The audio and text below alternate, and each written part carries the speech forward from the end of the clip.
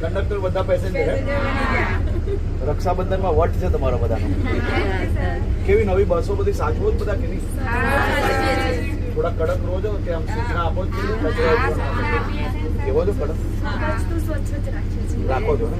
સારી બસ હોય તો બધા સ્વચ્છ રાખે ને. એક ફરક પડ્યો પહેલા કરતા સ્વચ્છતા?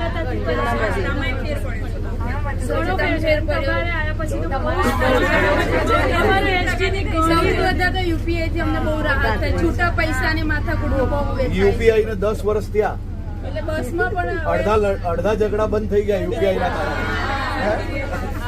યુપીઆઈ થી કેટલા ટકા યુપીઆઈ નો ઉપયોગ કરતા હશે પેસેન્જરો?